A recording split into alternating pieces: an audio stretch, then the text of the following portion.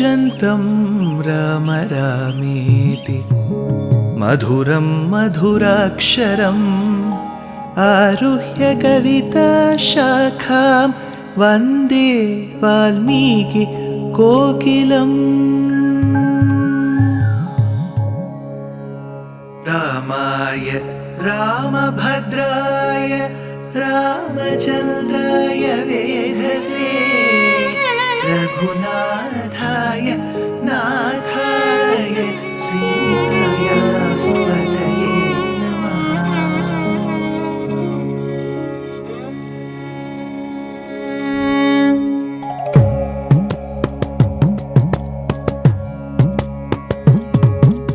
जयत्याश्रितसन्त्रास ध्वान्तविध्वंसनोदयः प्रभावान् सीतया देव्या परमव्योमभास्करः परमव्योमभास्करः।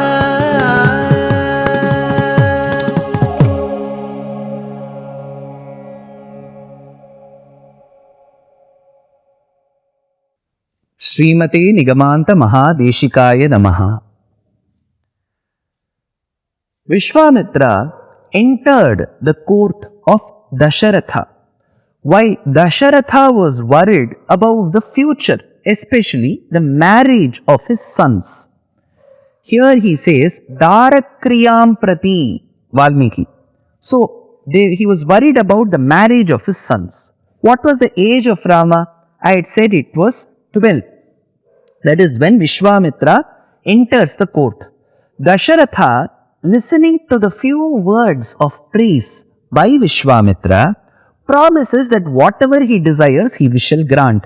Bruhi yat prarthitam tubhyam karyamagamanam prati ichhamyanugrihitoham tvadartham parivriddhaye karyasya na vimarsham cha gantumarhasi suvrata.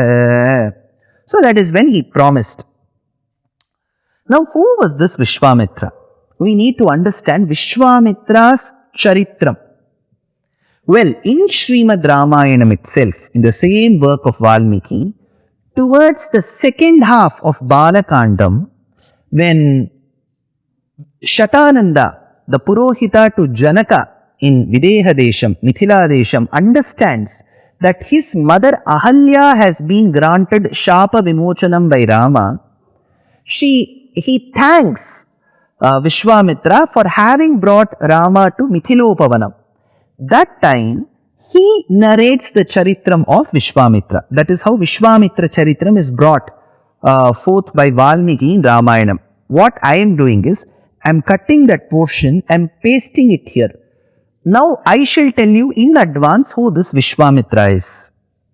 Amongst the many composers of devotional compositions in Bharata Desham, in the southern state of Kerala, they were devout kings to Lord Vishnu.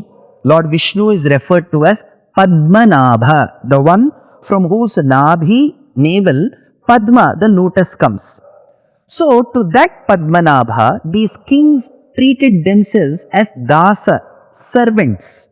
So, one of those kings who was a great composer, a prolific scholar, was Swati Tirunal. Tirunal is the title given to the king, and Swati is the name of the star on which he was born. So, Swati Tirunal, in one of his gigantic, majestic, a very, very moving composition called Bhavayami Raghuramam, brings forth the essence. He says, Dinakaran vayatilakam divyagadhi suta savana vanarachita subahu mukhabadam ahalya pavanam anaghamisha chapabhangam janakasuta pranesho ganakopita bhagorama garbharamita saketam bhavayami रघुरामो भव्य सुगुणरामं भावयामि रघुरामम् भावयामि रघुरामम्. I pay my obeisances to Raghurama, states the poet. That time he states, Dinakaranvaya Tilakam, the one who is born as the scion in the Surya Vamsham. Dinakaranvaya Tilakam, Divya Gadhi Suta Savana. Gadhi Suta, there was a king called Gadhi. Gadhi Suta is Vishwamitra. So this is how the Charitram goes. Now, let us understand who this king Gadhi was. Gadhi was a very able administrator, a great devout person. Now, Gadhi had a daughter called as Satyavati. This Satyavati is different from Mahabharata's Satyavati, who is the mother of Parashara, who is the mother of Vichitravirya, Chitrangada, who is the wife of Shantanu. That Satyavati is different. That Matsyagandhi is different from this Satyavati. This Satyavati was the daughter of Gadhi, the king. She was given in marriage to a Maharishi called as Ruchika. Ruchika lived for some period of time in a hillock. It was called as Bhrugu Tunga. This Bhrugu Tunga Parvatam, where Ruchika stayed, later or probably today is referred to by a different name. It is called Mount Abu in Rajasthan. It is very close to Udaipur. So this Mount Abu was called Bhrugu Tunga. Now, Satyavati was desirous of a very good son, very good child. In those days, parents just didn't desire children. They wanted good children who will be beneficial to the society. So Satyavati expressed her desire to her husband that even before we can think about coming together, we should pray to the divine that in the future we should have children who are of huge benefit and use to the society. Ruchika said okay. On the very same day, his mother-in-law, that is Satyavati's mother, King Gadhi's wife, she too came and said that from the moment I've gotten my daughter married, I feel very left alone in my house. So my husband and I are desirous of a good child too. So the mother-in-law is asking, the wife is asking. So Ruchika performed a great yajnam to ward away the sins that could prohibit or prevent them from getting pregnant, and then seeking the divine intervention. That is when there were two Vedikas placed with two different pots. So that pot had Kalasha Jalam. That Kalasham had Vaidika Jalam. It had Vedic waters because Vedas were being chanted, and those waters which were purified by the mantras were to be consumed by the respective one, the mother-in-law, the other his wife. So this mother-in-law kept noticing this particular yajnam happening very religiously, sincerely. Towards the end of it, the one who was performing the Ritvik, that is Ruchika, he said the yajnam is over. Now I shall go to the waters of the flowing river, do Avabhrita Snanam. Avabhrita Snanam means you take bath head to toe by reciting a particular portion of the Vedas called Agavarshana Suktam. I shall do that and come. By the time he left, the mother-in-law thought, see, I have also asked for a child.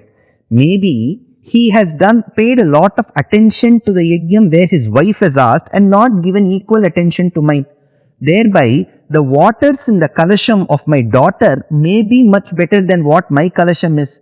So she went in a hurry and consumed the waters from the kalasham placed for her daughter. Her daughter was not aware of it. She went and consumed the waters of the other pot. She thought that was the pot meant for her, and she consumed the waters meant for her mother.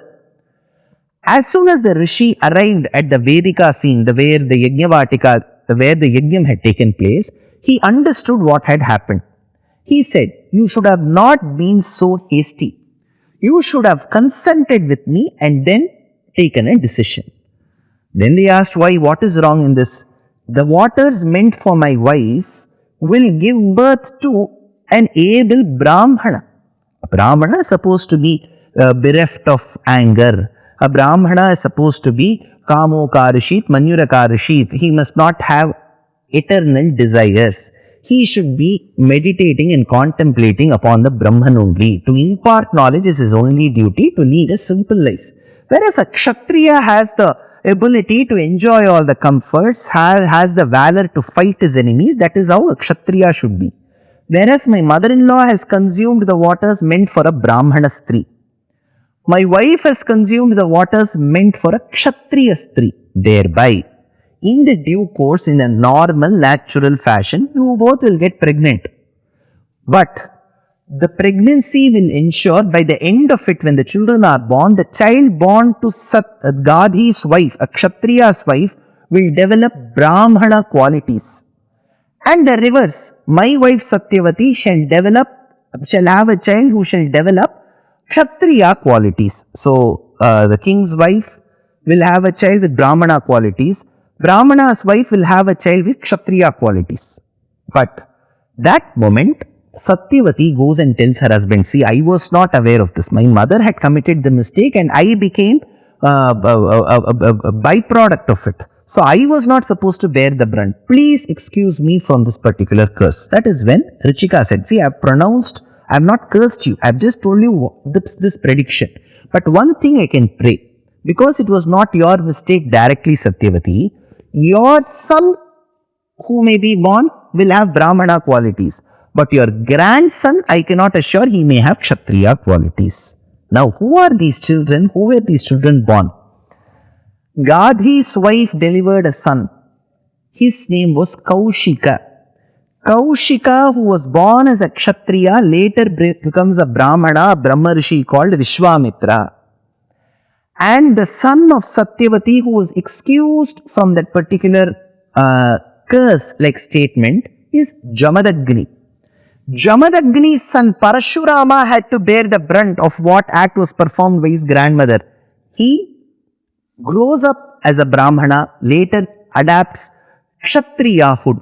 So Parashurama was born into a Brahmana kulam and became a Kshatriya. On the other hand, Kaushika, Vishwamitra, was born as a Kshatriya, later became a Brahmana. So this is the precedence that we have to their charitram. Now, Kaushika, who was the son of Gadhi, grew up as a Kshatriya. He was a very able administrator. One day, on his sojourn to the forest, he entered in the hermitage of a great Maharishi called Vasishtha. Vasishtha welcomed his guest, who was Kaushika Raja, and told him he and his army shall be served with delicious food. The king was reluctant. He said, you are a poor Brahmana. What can I take from you? I don't want. Vasishtha said, don't worry, you all sit. I will serve you food well. You will have the best of food. True to what Vasishtha said, Kaushika had a lavish spread on his leaf. So were the soldiers. Now, Kaushika got into thinking, how could Vasishtha, being a poor Brahmana, give such a lavish feast to his guests, and that too in such quantity? He asked, who is granting you all this? That is when Vasishtha said, Shabala, come here. That is when Shabala came, the divine cow came. These cows had the ability to grant those ingredients necessary for cooking food that were very, very high end. See, for example, in our normal houses, we use tamarind, dal, wheat flour, rice flour. We don't end up using olives, jalapeno and all of that day in and day out. It is not that we cannot afford, it is not that we cannot buy, it is not that it is not available. It is available, we can afford. But we cook with basic dishes. Imagine that a poor person is telling that I cook every day with jalapenos and blueberries and raspberries. So this is when the king got a bit doubtful. He called, and that is when Vasishtha called Shabala. Shabala was a divine cow that could grant whatever Vasishtha wanted. The moment Kaushika saw that particular cow Shabala, he thought, this must be under my control. Anything which is so precious should come under the government's control. He said, I cannot take it anymore. I need this particular cow. That is when Vasishtha got really angry. He wanted to fight back Kaushika and his army. So he asked Shabala to create armies. That is when she created many armies of Kambhojas, Pallavas and so on. Who are these Pallavas? These Pallavas were people from Iran, Kambhojas around Afghanistan region. Such people were created and they started fighting with Vasishtha's army. Now, Vasishtha's army, Kaushika's army, they fought. Who won? We should see it in the next episode. Dear Astika reader, I am happy to be authoring a 2-part book on the Ramayana in English. The first part is slated for release in the year 2024. The book aims to recreate and retell the Ramayana of Valmiki, conforming to the ancient commentaries and other allied literature. To receive notifications of the book release, kindly register with www.deshikadaya.org/books. Namaskaram.